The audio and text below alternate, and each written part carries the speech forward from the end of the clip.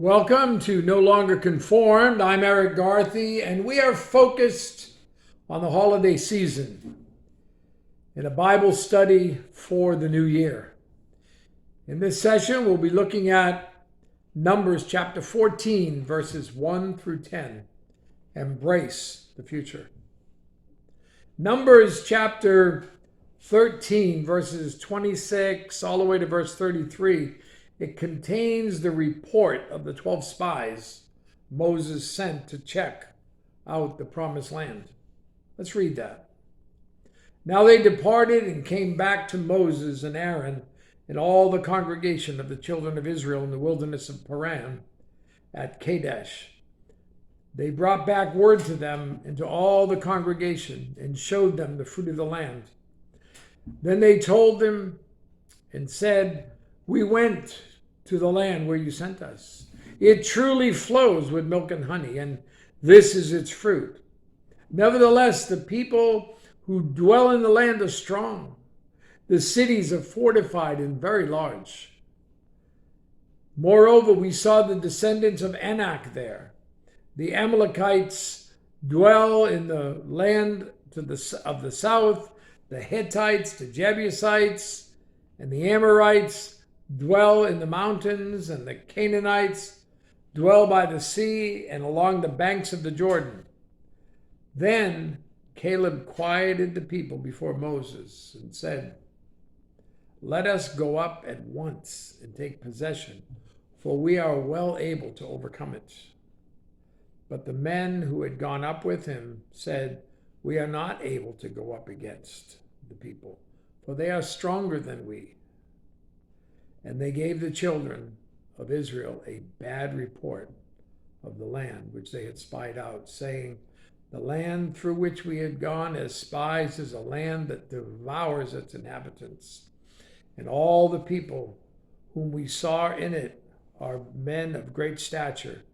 There we saw the giants, the descendants of Anak came from the giants, and we were like grasshoppers in our own sight, and we were in their sight."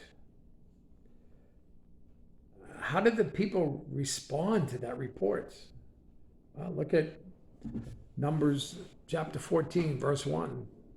"So all the congregation lifted up their voices and cried, and the people wept that night." In today's slang, when they heard the circumstances, they freaked. A threshold, like in the doorway.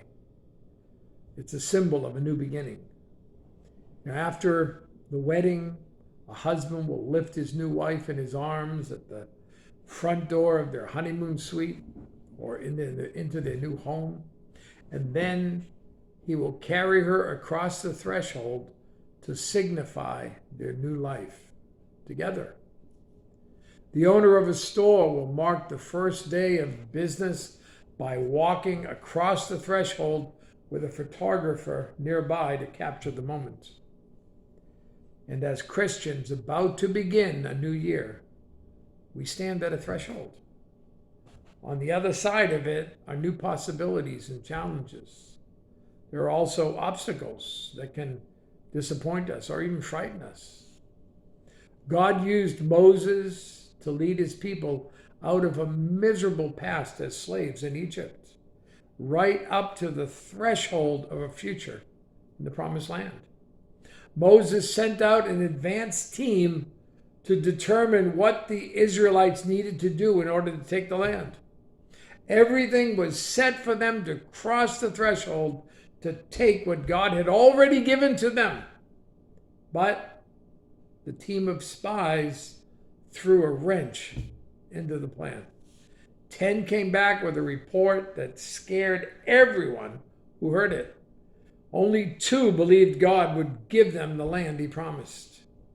And hearing both reports, the people had to decide whether to cross the threshold into the future that God planned for them or not. On the threshold of a new year, God gives each Christian and entire congregations a similar opportunity. What decision will you make at your threshold to your future? And there are basically two choices for you. First, you can fear the future. Look at verses 2 through 4 again. And all the children of Israel complained against Moses and Aaron. The whole congregation said to them, if only we had died in the land of Egypt, or if only we had died in the wilderness.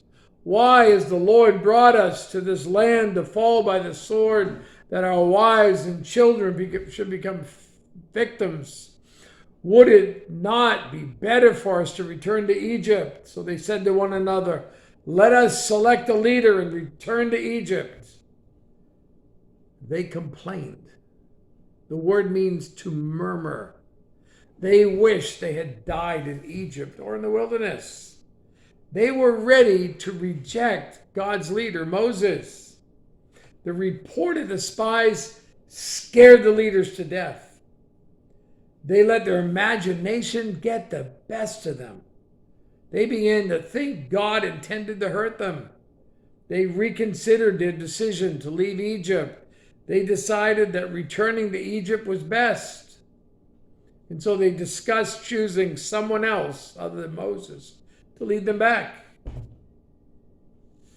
Numbers chapter 11, verses 4 through 6, gives a glimpse of what was in the hearts of many of them. It says, now the mixed multitude who were among them yielded to intense craving. So the children of Israel also wept again and said, who will give us meat to eat? We remember the fish which we ate freely in Egypt, the cucumbers, the melons, the leeks, the onions, and the garlic. But now our whole being is dried up. There is nothing at all except this manna before our eyes. They had grown tired of the manna God gave them to eat. They wanted to return to Egypt so they could enjoy all the gourmet food they remembered. There was a problem, however, that obviously had not crossed their minds. The Egypt of their nostalgic imaginations didn't exist anymore, if it really ever did exist. We face the future with fear. We usually, when we face the future with fear, we usually choose to reach back for a blanket of nostalgia, to warm ourselves in the memories of what we consider to be the better days of the past. Every time we make that choice, we face the same problem. The better days we long for don't exist anymore, and they never will again. In fact, the past we long for really wasn't quite how we remember it. There are a lot of not so good times that get forgotten. So you can fear the future, or you can embrace the opportunity. Look at verse 5. Then Moses and Aaron fell on their faces before all the assembly of the congregation of the children of Israel. But Joshua the son of Nun and Caleb the son of Jephunneh, who were among those who had spied out the land, tore their clothes. And they spoke to all the congregation of the children of Israel, saying, the land we passed through to spy out is an exceedingly good land. If the Lord delights in us, then he will bring us into this land and give it to us, a land which flows with milk and honey. Only do not rebel against the Lord, nor fear the people of the Lord, for they are our bread. Do not fear the people of the land, for they are our bread. Their protection has departed from them, and the Lord is with us. Do not fear them. And all the congregation said to stone them with stones. It says they tore their clothes. This was an expression of distress. In Genesis 37, verse 29, when Reuben returned to the pit, and indeed Joseph was not in the pit, and he tore his clothes. Joshua and Caleb reaffirmed their report that the land was good and their confidence that the Lord would deliver it and its people into their hands. Then these two men pleaded with the leaders to go ahead toward dreams instead of retreating to their memories.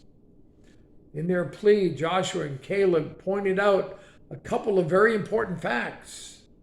The land would give them opportunity as God's people, even though they would have to face challenges if they stepped across the threshold into the future. The risk would be much smaller than the promised reward. And they couldn't fail. God had already given them the land, and he was going with them. Crossing the threshold would simply be an act of obedience to God. Imagine what can be accomplished in this world for the kingdom of God if Christians feared regret more than failure. The year before us will bring some challenges, but it also promises to be rewarding. Our best choice is to embrace the future in faithful obedience to God. You can step across the threshold into your future with confidence because God has promised to go with you. Oh, by the way, just so you know, God showed up at the meeting of those leaders to affirm the minority report of Joshua and Caleb. Look at the second part of verse 10.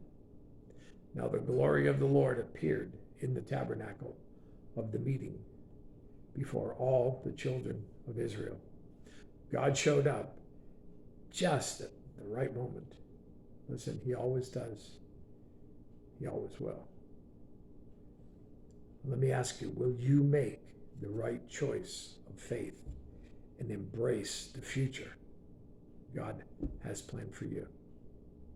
Will you? Will you do that?